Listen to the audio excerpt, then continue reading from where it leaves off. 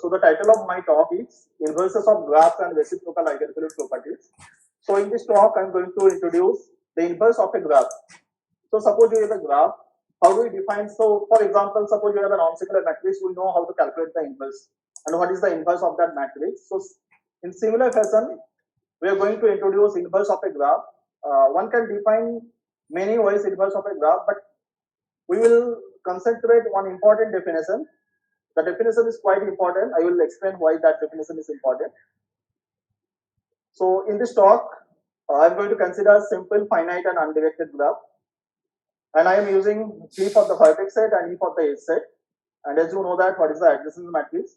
That is a symmetric matrix of size n if the size of the graph is G. So for and the adjacent is 1 if I is adjacent to J and 0 otherwise. So for example, if you consider this graph, so look at the 2, 3 position of that matrix. That will be what? 2, 3 position is 1 because 2 is adjacent to 3. Similarly, 3, 2 position is 1 because 3 is adjacent to 2. So as we can see that adjacency matrix is a symmetric matrix of size n. So in this talk, we will restrict ourselves in the class of bipartite graphs with unique perfect matching. You know what is the definition of bipartite graph? A graph which does not contain any odd cycle. So let me introduce what is perfect matching and why we will restrict ourselves in the bipartite graph with unique perfect matching, that I will explain. So perfect matching. So first, what is matching? So suppose you have a graph and you take set of disjoint edges. What does it mean? So you take set of edges such that any two edge does not have any common vertex. For example, you consider this graph. You take the set of red edges. That is an example of matching because the set of red edges does not have any common vertex. Similarly, you can take set of blue edges. That is also example of matching because set of blue edges, you can take these two edges, they do not have any common vertex. So that's why this set is called matching. So set of disjoint edges. So when it is called perfect matching, when a matching covers all the vertices of your given graph, then we say that the matching is perfect matching. For example, you consider this graph, this square graph, and you take the set of red edges and look at that. This red edges covers the vertices 1 and 2, and this red edge covers the vertices 4 and 3. That means the set of red edges covers all the vertices of this graph. So that means set of red edges is an example of perfect matching. Similarly, you consider this set of blue edges. So look at this edge. So this covers these two vertices 1 and 4. Look at these edges. So this edge covers the vertices 2 and 3. So this set of blue edges is an example of perfect matching. So you can say that if a graph has perfect matching, it may be more than one. It may be more than one or it may be unique. So this example says that this graph has more than one perfect matching. Look at this example. This graph has unique perfect matching. What are the matching edges? What is the matching set? Consider 2, 6, 3, 5 and 1, 4. This set of edges form the perfect matching, and you cannot get apart from this. You cannot get any other perfect matching apart from this matching. This perfect matching. So this graph has unique perfect matching. So you can see that a graph may have one perfect matching or may have more than one perfect matching. When a graph has unique perfect matching, then we denote it by m. So the matching will be denoting by this m. So if a graph has unique perfect matching, then we denote it by m. That matching set. Now you can take any edge from the, suppose you have a graph with unique perfect matching. Now take any edge from that graph. That graph is called matching edge if that edge coming from the set of matching set, and that edge is called non-matching edge if it is not coming from the matching set. So now we have, suppose you have a graph with unique perfect matching. Now you have two type of edges. One is matching edge, another one is non-matching edge. So matching edges are those which are coming from the matching set, and non-matching edges are those which are not coming from the matching set. So a graph with unit perfect matching has two type of edges. One is matching, another one is non-matching. So for example, you consider this graph. So for this graph 2, 6, this one is matching edge. 1, 4, this one is matching edge. 3, 5, this one is matching edge. But if you consider 1, 2, this one is non-matching edge because this one is not coming from the matching set. Similarly 3, 4, this one is not matching edge. Similarly 2, 3. So in the next slide, I will give you a little information about the perfect matching. So first question is that, so as we talk about the perfect matching, so first question is that, suppose you have a graph. I am giving you one graph and I am asking you, can you tell that this graph, whether this graph has perfect matching or not? The question is that I am giving you one graph and I am asking you, can you tell me by saying the structure of the graph such that whether the graph has perfect matching or not? Yes, we have a necessary and sufficient condition. I am not going to discuss that. Just I am giving you the information because my aim is not to discuss about the perfect matching. I am giving you the information that William Thomas today supplied a necessary and sufficient condition for a graph to have a perfect matching. So there is a necessary and sufficient condition. Using that, you can easily tell that whether a given graph has a perfect matching or not. Next immediate question is that now I am giving you one graph and I am telling you that this graph must have a perfect matching. Now the first situation is that I am giving you one graph. You will have to check whether that graph has a perfect matching or not. For that, you have a nice result. Now next question is that I am giving you one graph and I am asking you, I am giving you one graph and I am telling you that this graph has at least one perfect matching. Now I am asking you one thing is that, can you give me one algorithm to calculate one perfect matching from that graph? Is there any algorithm to calculate one perfect matching from that graph? The answer is yes.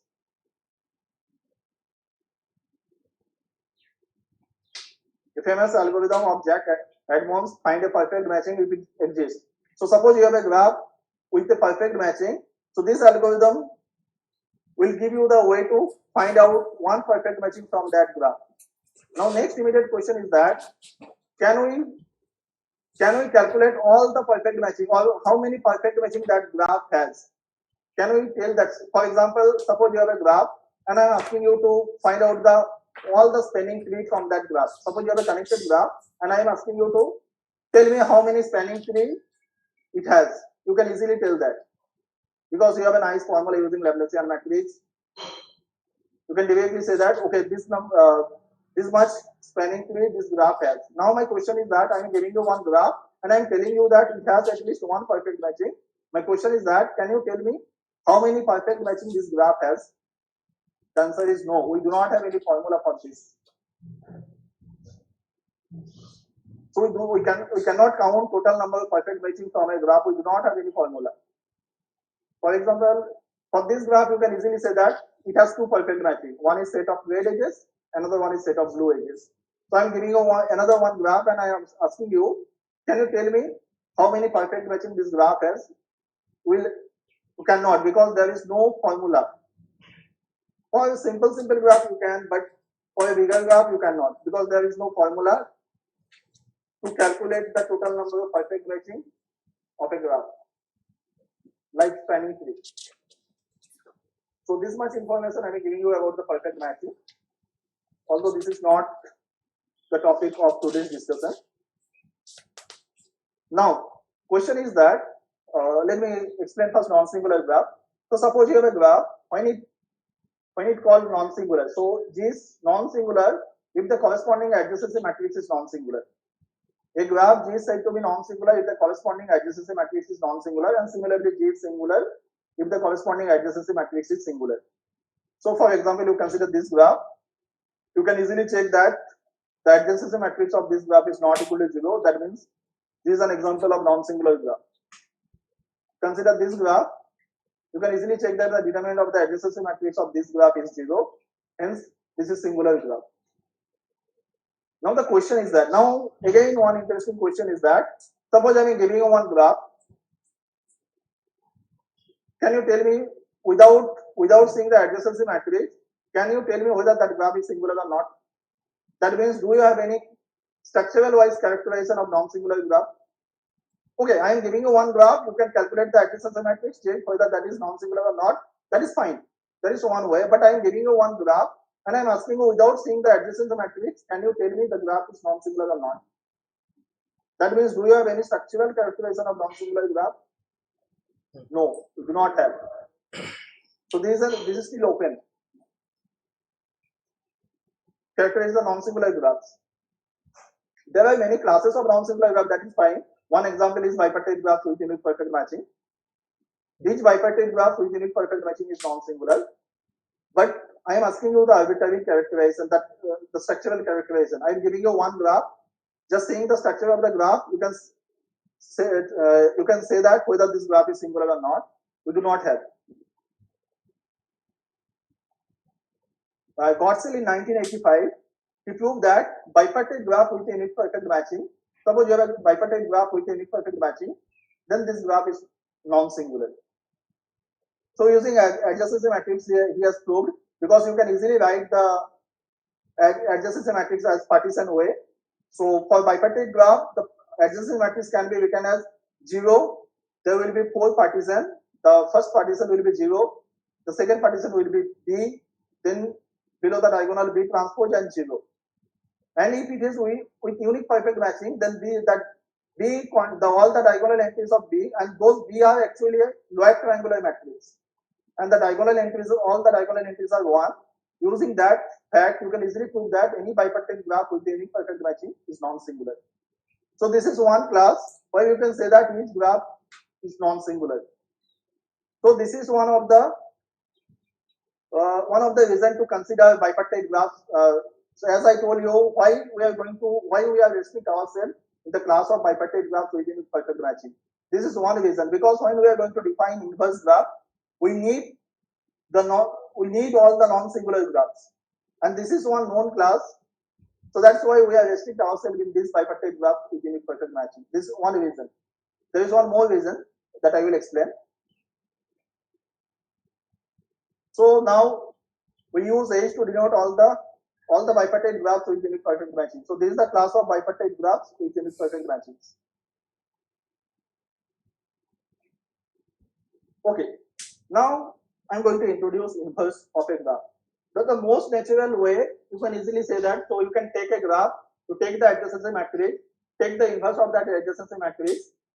If that A inverse will be a 0, 1 matrix, and the associated graph from A inverse, you can say that associated graph will be the inverse of the given graph.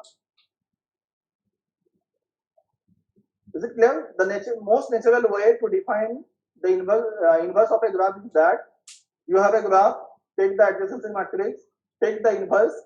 If that one is a 0, 1 matrix, take the associated graph, that will be the inverse of the given graph. This is one way to define inverse graph. But there is a problem. I will tell you. So suppose you have a non-singular graph. The first question is that how does A inverse look like? That means how the entries of A inverse. It can be a matrix without a negative entry. For example, P2. You can check that. You can take P2, take the adjacency matrix, take the inverse. You will see that all the entries are non-negative. It can be a matrix with a negative entry. For example, P4. P4, this is the path with 4 vertices. P2 is the path with 2 vertices. So you take the adjacency matrix, take the inverse. You will see that there is at least one entry which is negative. So now next immediate question is that when A inverse is a non-negative.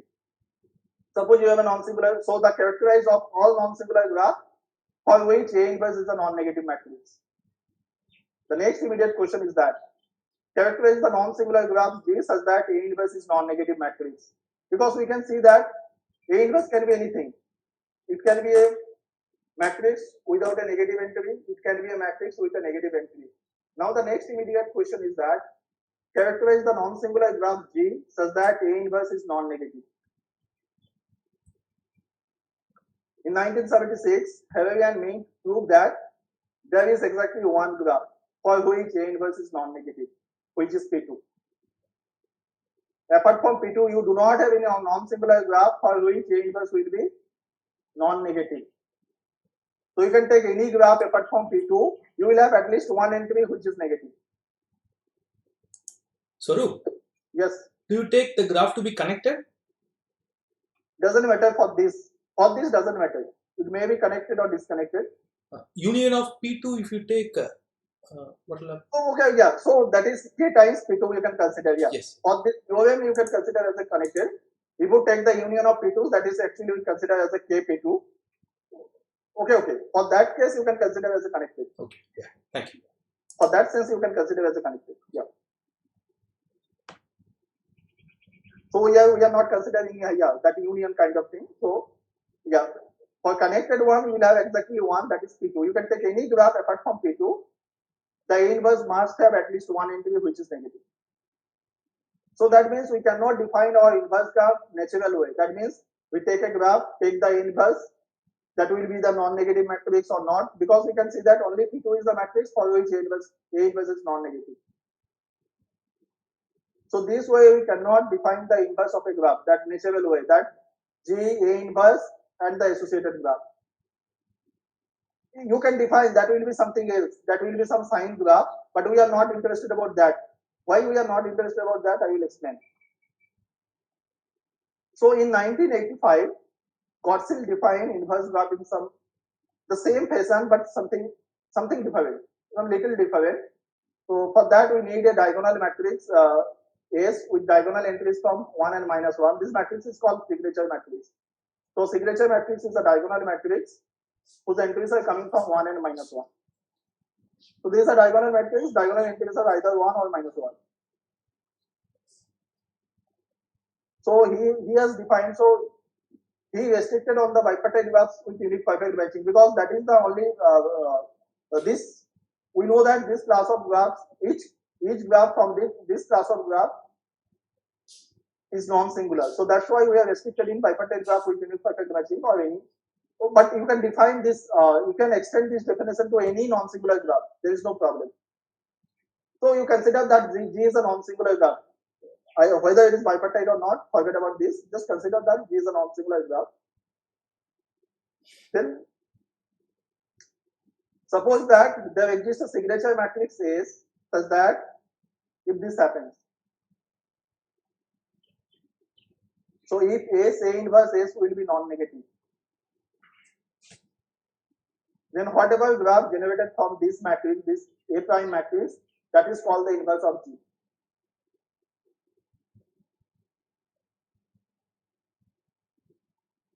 So in the last result, you have seen that you have only exactly one connected graph, that is P2, for which A inverse is non-negative. You can take any other graph apart from P2. You must have at least one entry which is negative. So we are using here signature matrix to transform our A inverse to a non-negative matrix. So here, what is the role of signature matrix? Signature matrix will change the sign of the entries. If there will be a negative entry, that will convert it to positive. Nothing else. It will not change the amount of the entry. It will not change the place of the entry. Nothing. It will change the sign of the entry. If there will be any negative entry, it will convert it to positive. And yes. Excuse me, Saurabh. So I have a question. Yes. So yes. are we allowing like this multiple edges and loops also? Because no. As earlier we have told that we are considering only simple finite underivative. Simple graph. So for that edges you have got. So Yes. so if we consider the corresponding graph, so Yes. if it's a simple graph, then this edges might not be its adjacency matrix. But if it is bipartite, then A inverse must, the diagonal entries of that A inverse, you will see that the diagonal entries are zero also in A inverse. Okay. Yes. So you can take the matrix, take the inverse, you will see that diagonal entries are zero. And the other entry will be either 0 or 1? No. That may be anything other than 1. If it is non-zero, it may be other than 1. Okay. So this graph, this graph will be weighted 1. This G class will be weighted 1. Okay. Yes. Is it clear? Yeah. And one more question you can ask that, this signature matrix may not be unique. Yes. So this product will be something else. No, you can take any signature matrix for which it will be non-negative. This will change only the sign, nothing else. Yes. So that's why this will be well defined, because we are taking there exists a signature matrix X for which this will be non-negative. There may be other signature matrix for which this will be non-negative. See what is the role of signature matrix? That will change the sign. That's it. Right. Is it clear? Yes. So this G plus is called the inverse of G. So one example I am giving you here. So you consider this graph, okay? Consider the adjacency matrix. Take the A inverse. So you can look at this. This 1 4 and 4 1 position is -1. Rest of all are non-negative. So you consider this signature matrix. So this one is typo. So you consider this one is 0 because signature matrix is a diagonal matrix. So you consider this signature matrix. Take the product. You will have this matrix. So this will transform. So this negative sign will be now positive. Rest of the entries are same.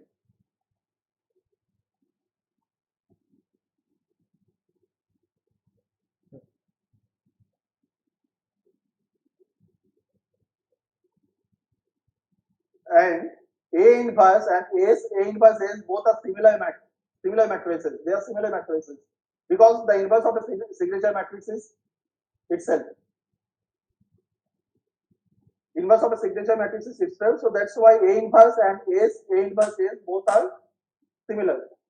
So that means the eigenvalues of A inverse, actually the eigenvalues of A inverse S. But since this will be non-negative, we have many things to apply. We can apply the Perron-Frobenius theorem. If it is not non-negative, we are unable to apply Perron-Frobenius theorem, which is quite important. But when we have a non-negative matrix, we are able to apply our Perron-Frobenius theorem. So first let me explain. So it is fine. The definition is clear to everyone. Let me explain why we need to read this inverse graph. So in quantum chemistry, there is a graph which is called Huckel graph. So if you have a hydrocarbon, suppose you have this C2H4 hydrocarbon, you can construct a graph from here. How do you construct? Discard all the hydrogen bond and discard this double bond to a single bond, but you will have this graph. So this graph is called Huckel graph of this hydrocarbon. And there is more interesting thing is that the amount of energy to remove an electron from a hydrocarbon is correlated with the least positive eigenvalue. That means the least positive eigenvalue of this graph is the amount of energy to remove an electron from this hydrocarbon. But at that time, we do not have much information about the least positive eigenvalue. But we have some information about the Perron-Frobenius, that spectral radius. We have some information about the spectral radius. So you look at that. Suppose you have an inverse graph. So if least positive eigenvalue will be what in the inverse graph? So suppose you have a graph and inverse graph G plus. If lambda is the least positive eigenvalue of G, then 1 by lambda will be what?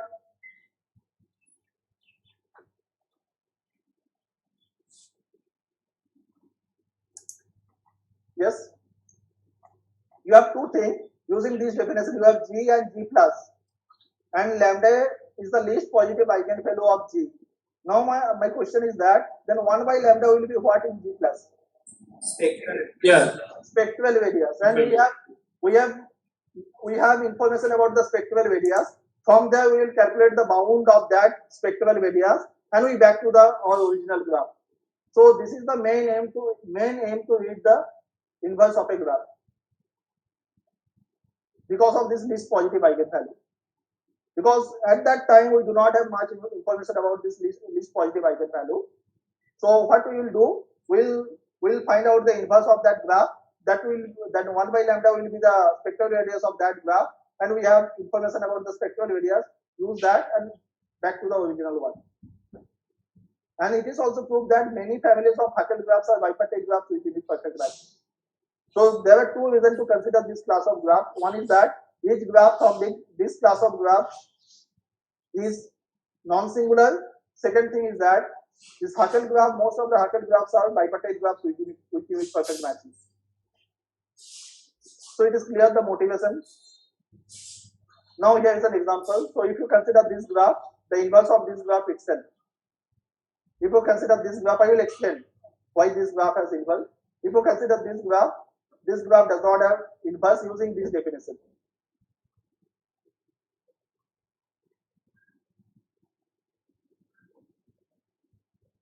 Okay, as I told you that in many ways one can define the inverse of a graph.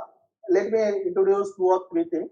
In 1978, Vetkovic and Goodman and Simek have introduced the pseudo-inverse graph. They introduced one new type of inverse that is called pseudo-inverse graph. How they define?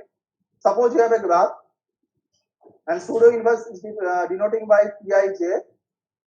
That defined by what? You can take any. So the inverse graph will be a new graph with the same set of vertices, and 2 vertices are adjacent in the inverse graph. We can only if G minus X minus Y has perfect matching. So this subgraph in G has a perfect matching. Then we say that X adjacent to Y in the inverse graph. Consider this graph, this square graph. You can easily calculate the inverse of the pseudo inverse of this graph itself.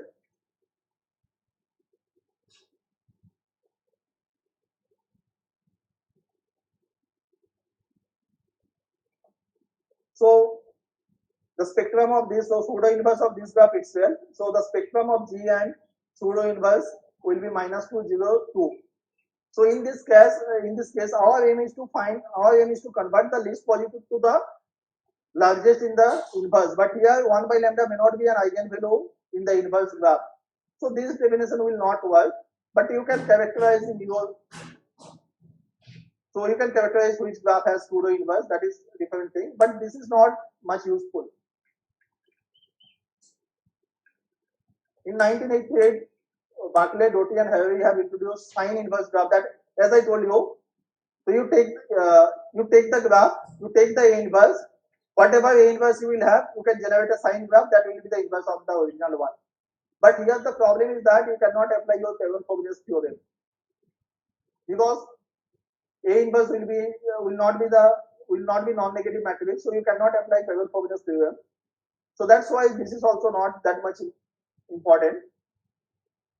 One more thing, in 1990, Pevnikova and Zedini have introduced another notion of inverse graph, which is that suppose you have a graph with 10 vertices such that lambda 1 to lambda n are the eigenvalues of that graph.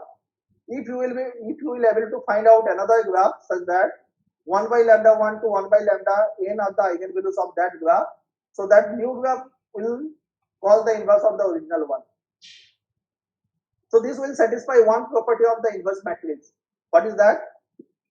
If lambda 1, lambda n are the eigenvalues of AG, 1 by lambda 1, 1 by lambda n to the eigenvalues of A inverse. That definition, that property will satisfy in this definition. But here is the problem is that the inverse may not be unique. You will have a graph for which you will get 2 inverse. So this definition is called that you have a graph, you know all the eigenvalues, you will have to find another graph for which 1 by lambda 1, 1 by lambda n are the eigenvalues. Of course, you need the non-singular graph. So you can easily construct. So you can look at these 2 graphs. You can easily conclude that these 2 are co-spectral, but they are non-isomorphic. G and H are co-spectral, but not isomorphic.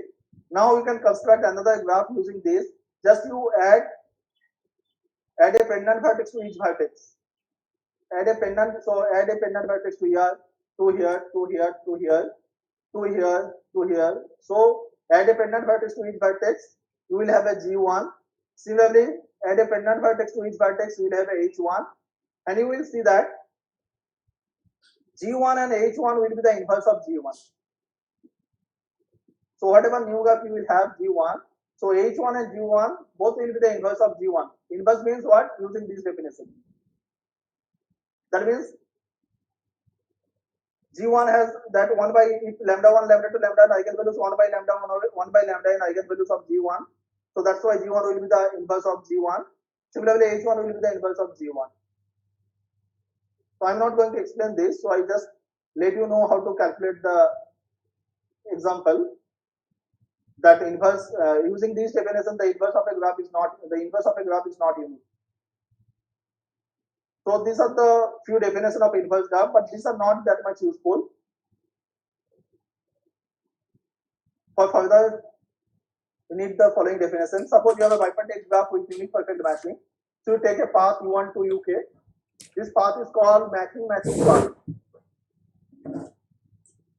Or first you define this path is called alternating path. So as you have seen that you have two type of edges. Suppose you have a bipartite graph with unique perfect matching. You have two type of edges. One is matching, another one is non-matching. So I am taking one path U1 to UK. This path is called alternating path if the edges are alternately matching and non-matching. Then that path is called alternating path. So if first one is matching, then the second one is non-matching, third one is matching, and so on. That path is called alternating path. So there are four type of alternating path. What are those? Matching alternating path. For this, your starting and end both the edges are matching. This is an alternative path such that starting and end both the edges are matching. So that's why matching. Similarly, non-matching. Both the end, starting and end, both the edges are non-matching. So that's why non-matching. And similarly, matching, non-matching, and non-matching. So four types of alternating path you have, depending on the starting and end edges. If both the edges are matching, both the edges are matching, then matching.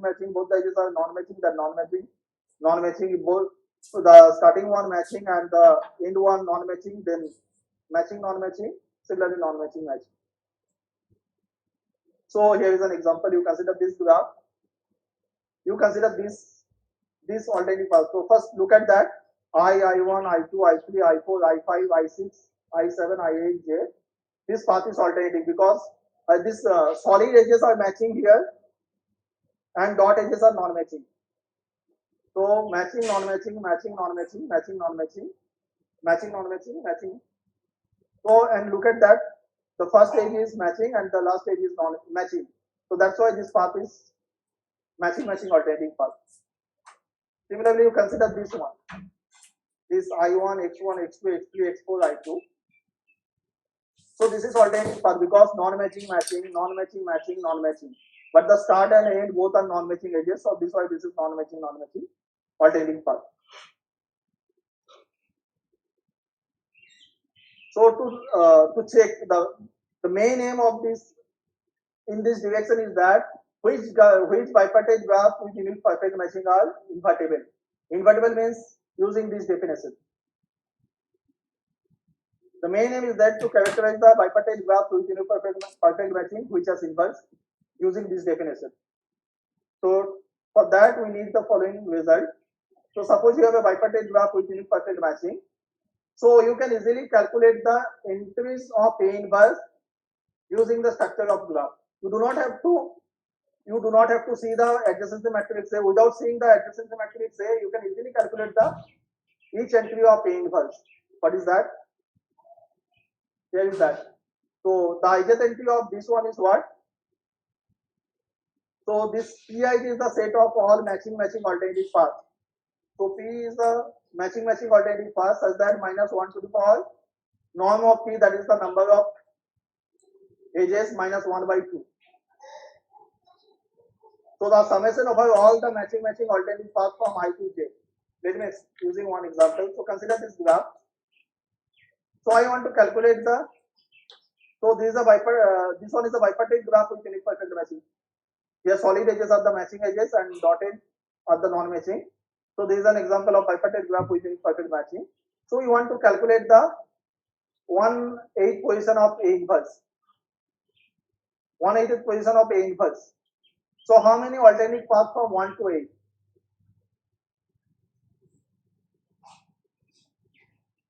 This is one alternate path from 1 to 8. So you calculate this non P minus 1 by 2. So how many edges are there? 1, 2, 3, 4, 5, 6, 7. So 7 minus 1 by 2, that will be 3. So the contribution in the entries is -1. Then another MMM alternative path is this. This is another MMM alternative path from 1 to 8. So how many edges? 1, 2, 3. So 3 minus 1 by 2, 1. So this will be 1. So this is typo. This is 1 actually. So the contribution will be 1. So is there any other MM alternative path from 1 to 8? No. There is no other MM alternative path from 1 to 8. So the 1 at 8 position of A inverse will be what? This will be 0 actually. 3 minus 1, or this will be minus 1, sorry. This will be minus 1, so the contribution will be minus 1, so minus 2. Because 3 minus 1 by 2 will be what? 3 minus 1 by 2 will be 1, so minus 1 for 1 will be minus 1, so this will be minus 1. So the contribution will be minus 1, so 2 minus 1 will be minus 2. So B8 1 or B1 8 position will be minus 2. So we do not use the adjacency matrix of this graph. Without using adjacency matrix of this graph, we can easily calculate the increase of the inverse graph. So the 1 8 or 8 1 position of this A inverse will be minus 2. So for that we need what? We need all the matching alternative path from I to j. If we want to calculate the A inverse ij position, we need what? We need set of all matching alternative path from I to j.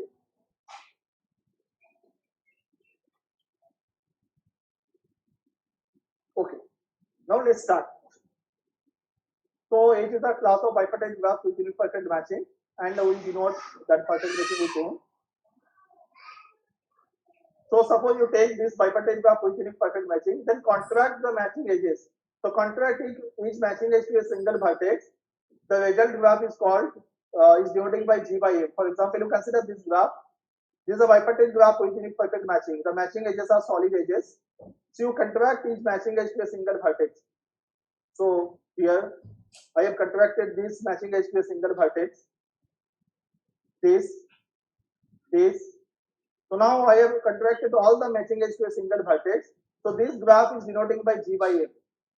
Because we are contracting each matching edge to a single vertex. So this is your resulting graph.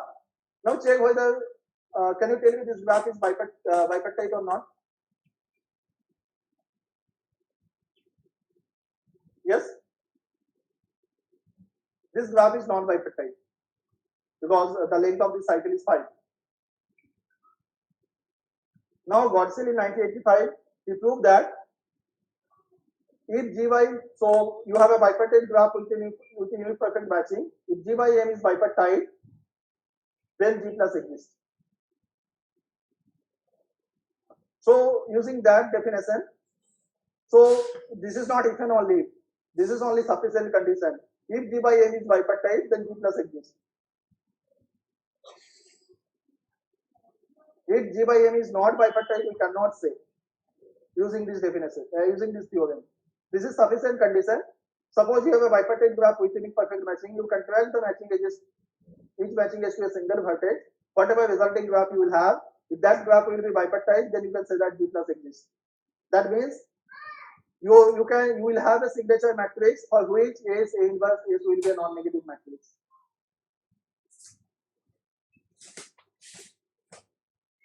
The converse is not true. You consider here is an example.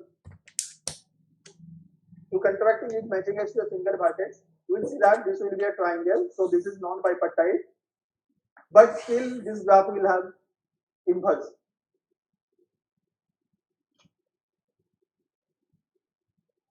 And the inverse of this graph will be P6. So sometimes this class G is a bipartite graph with unique perfect matching and G by M is bipartite. That class is denoted by HG because this is for Godsell. So this class HG contains trees.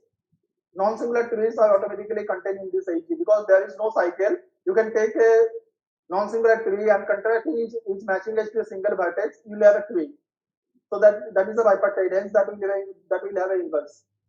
So automatically that one is inside HG. Now the problem is that characterize the graph in H which are inverses. This one is this open problem posed by Godsell in 1985. So yes, he supplied this class of graph HG And then he posed this problem: characterize graphs in H which have inverses. So in 2007, Agbavi and Cleveland, they characterized the unicyclic graphs in H having inverses. That means this one is a unicyclic graph. Okay. So for this, G by M is not bipartite. Hence, this unicyclic graph is not inside H. But this graph has inverse. So in Agbavi and Cleveland, they characterized all the unicyclic graphs in H having inverses. In the same article, Gottschall given an interesting example, which has an inverse.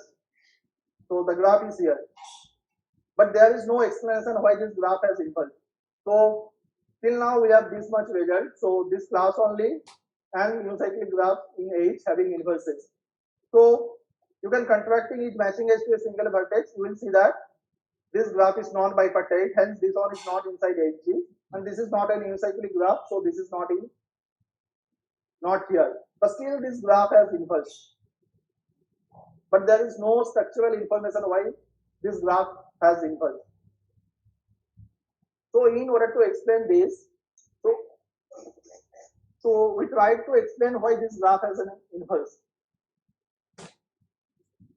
So I will explain why this graph has inverse. In order to do that, I need more definition. So you have a bipartite graph with unit perfect matching. Take a non-matching edge from that graph. So till now we have seen that you have two type of edges. One is matching, another one is non-matching. Now we are going to distinguish between matching and non-matching edges. So you will see that there are three type of non-matching edges. So I am taking one non-matching edges. So an extension at UB is a non-matching alternating path. So let me have that. So you consider this I1, I2 edge. So you consider I1, X1, X2, X3, X4, I2. So this is an extension from I1. This is an extension at I1 and I2. Similarly, you go this way. This is an extension at I1, I2.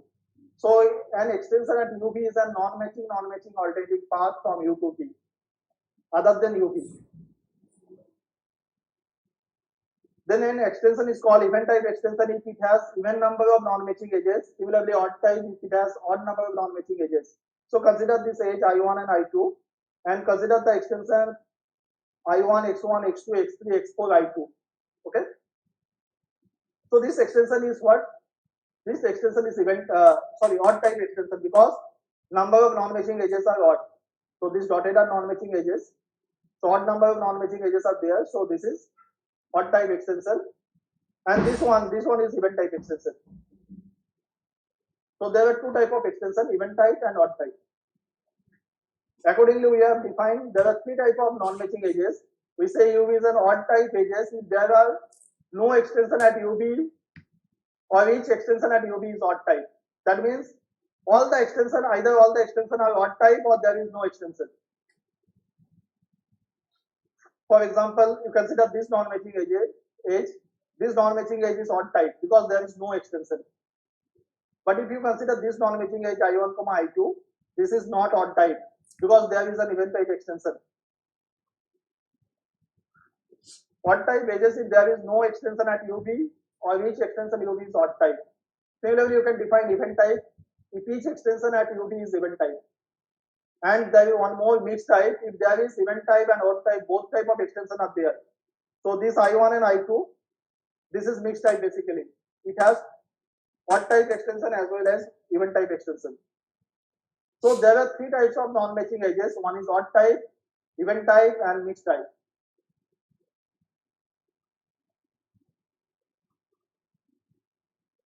So take a bipartite graph with imperfect matching. Now we are denoting E is the set of all event type edges. As we have seen that non-matching edges are three types: odd type, event type, and mixed type. Now E is the set of all event type edges. So I am denoting E is the set of all event type edges.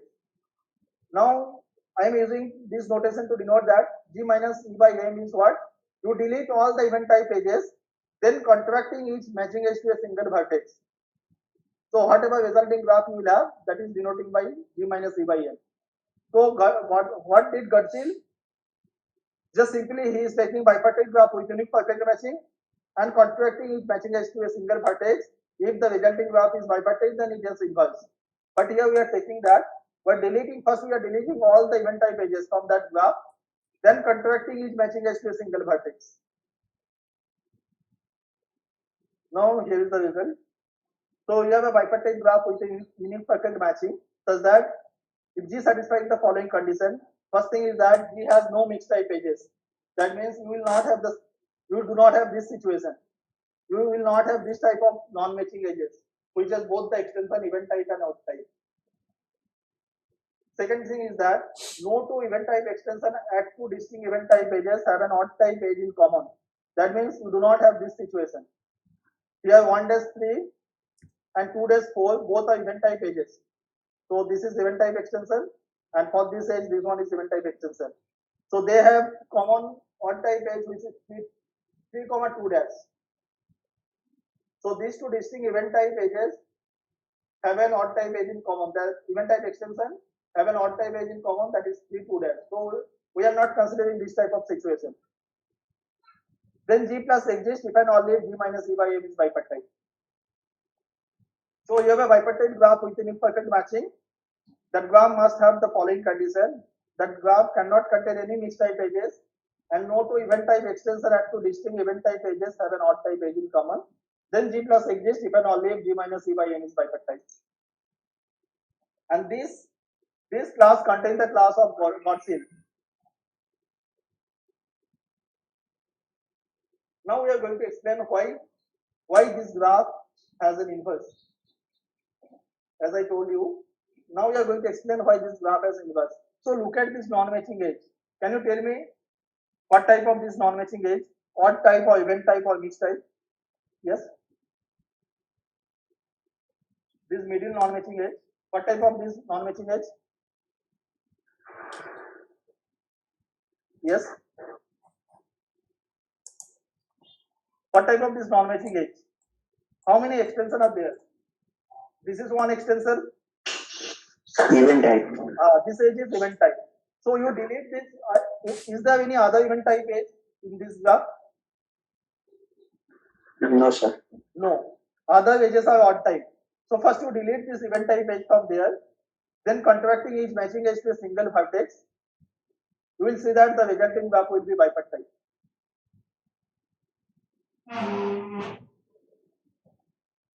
So you delete this non-matching edge and contracting each matching edge to a single vertex. What you will have, that will be a square, and that is bipartite, and that's why this will have inverse. So as I told that G plus exists if and only G minus E by M is bipartite. So this problem, the characterized the bipartite graph with unique perfect matching, which polygus inverses, has been fully characterized by Yang and Lee in 2017. It is published in Combinatorial Journal. They have used some structural thing. They have defined some butterfly graph using matching alternative path, and they show that a graph has inverse if and only if that graph does not contain any butterfly structure, butterfly subgraph. So you can check that paper. But one can give any other one that characterization is not that much easy. So one can anytime one can give some easier characterization. That directly without doing anything, we can directly say that this graph has an inverse. Some easiest characterization. So right now this problem is fully solved, but this is one type of characterization. We may have some other characterization. You can try for that. Now we are going for reciprocal eigenvalue properties. So in 1978, Godson and Mackey introduced this strong reciprocal eigenvalue property. So a non-singular graph. So this is important here. Non-singular. A non-singular graph. This Rajesh. Yes, Swaroop. Yeah. How many times? Maybe another 10 more minutes. Okay. Okay. So a non-singular graph is said to satisfy the strong reciprocal eigenvalue property or property SR if 1 by lambda is an eigenvalue of AG, whenever lambda is an eigenvalue of this adjacency matrix, and both have the same multiplicity. So if lambda is an eigenvalue of G as well as 1 by lambda is also an eigenvalue of G, with the same multiplicity. They have the same multiplicity, and this is true for each eigenvalue. Then we say that graph has strong reciprocal eigenvalue property. And reciprocal eigenvalue property, what? We relax the condition of multiplicity. That means suppose the multiplicity of lambda is 5, the multiplicity of 1 by lambda will be 3, 4, 6, 7. So we relax the multiplicity. For strong reciprocal, they must have the same multiplicities, lambda and 1 by lambda. For reciprocal, we relax the condition of multiplicity. So here is an example. This graph has strong reciprocal eigenvalue property, and this graph has reciprocal eigenvalue property. So these are the eigenvalues for this one, and these are the eigenvalues for this one.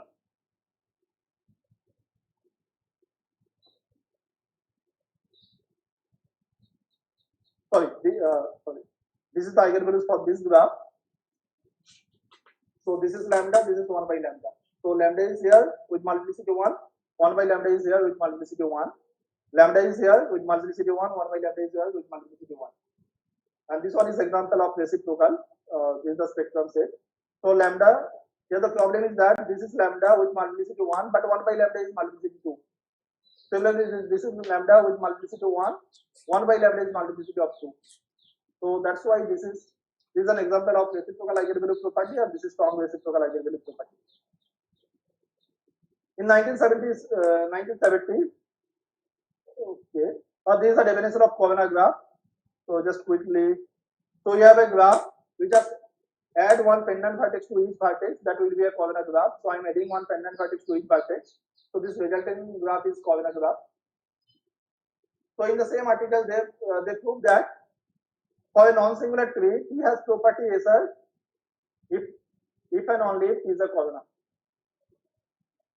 So in 1978, Gottschin and Matthew proved that for non-singular tree, T has property SR if and only if T is a covenant graph.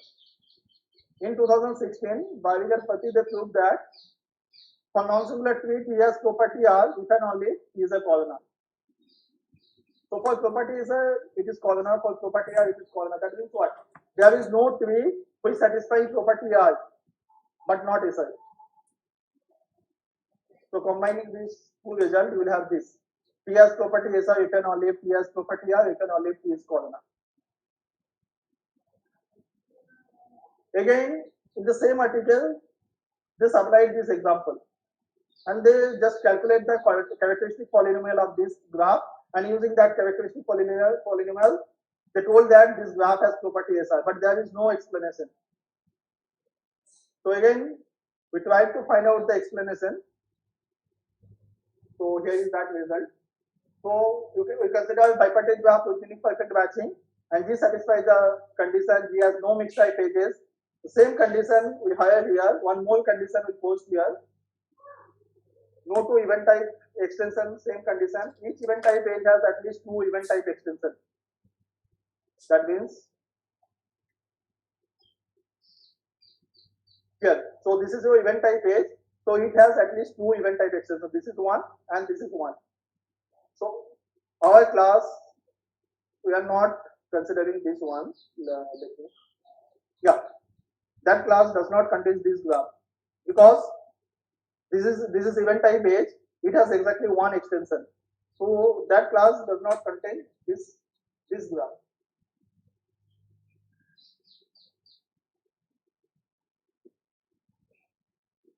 And G minus E by N is bipartite. Then we have the following thing. 1 by rho is the smallest positive eigenvalue of G. This rho is the spectral radius, largest eigenvalue of G. Then G is isomorphic to its inverse graph G plus.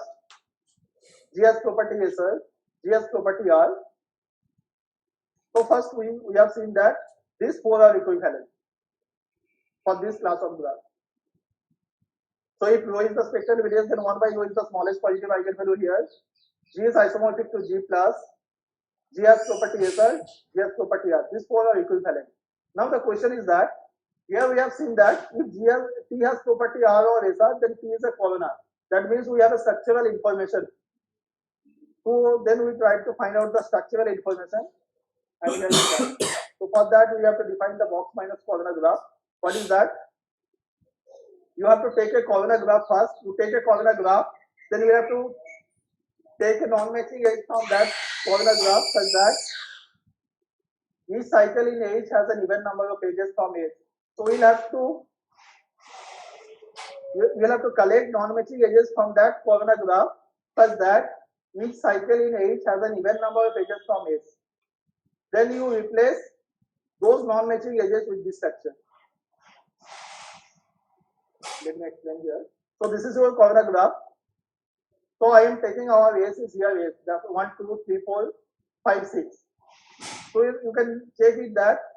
So each cycle of this graph must contain even number of red edges. This graph must contain even number of red edges. Then you replace this 1 to edge with that structure. So we are replacing with that structure. We replace this edge with that structure. We replace this edge with that structure. Structure means this. Now the result is here. So you have seen already up to that. So this 5 are if and only the equivalent. So 1 by rho is the smallest positive eigenvalue if and only G is isomorphic to G plus, if and only G has property SR, if and only G has property R, if and only G is box minus polynomial. So these are the open problem in this direction. So first thing is that characterize the bipartite graph with unique perfect matching which are self-inverse. So here we have characterized one class of graph for which these are self-inverse, that is box minus polynomial. So still it is open for bipartite graph with unique perfect matching. One can try this. Next thing is that is there any bipartite graph with unique perfect matching which satisfy property R but not SR? That means you will have a bipartite graph with unique perfect matching for which that satisfy property R but not SR. That means first there must be one eigenvalue such that lambda and 1 by lambda do not have same multiplicity. Till now we do not have this type of graph, but for non-bipartite we have. Then characterize the bipartite graph with unique perfect matching with satisfied property R, property SR, and characterize the self-inverse bipartite graph with unique perfect matching with satisfied property SR. Here you have seen that this is equivalent. Property SR and this isomorphic to G class both are equivalent for this class of graph. Now we want to characterize the whole bipartite graph with unique perfect matching, which are self-inverse. For which we want to characterize the self-inverse bipartite graph with unique perfect matching, which satisfy property SI. And these are the references. So, if you have any question. Thank you, Swaroop, for the interesting talk. Yeah, audience, if you have any question, you can ask now.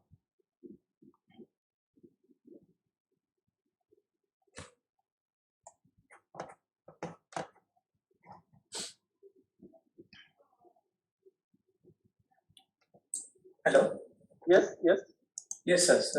Sir, you have said that G plus. So my question is G plus is you are assuming that there can be an element -2, -3. You are saying that can happen, like that will changes to a plus sign. Then you are saying that G plus exists, or G plus exists means you are assuming that only one will be there. No. If you are able to transform negative to non-negative, then only can we say that G plus exists. So you are saying that G and G plus are isomorphic. So in that case, what are you saying? Like that G plus in G plus 2, 3 you are allowed, or you are not allowing? Not allowing. You are both that adjacency matrix are 0 1 both the cases. Okay, that should be an adjacency matrix. Yes. Like that should be an adjacency matrix of undirected graph. You are saying Yes. Multiple edges is not allowed. Yes. Okay, thank you.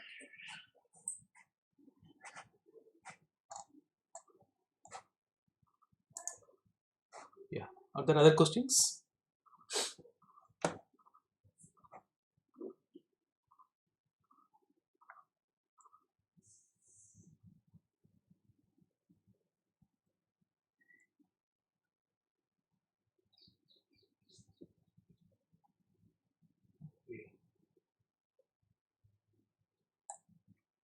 Okay, if there is no other questions, let us thank Swaroop for his interesting talk. Thank you, Swaroop. Thank you, everyone. Yeah, thank you. Yeah. Okay.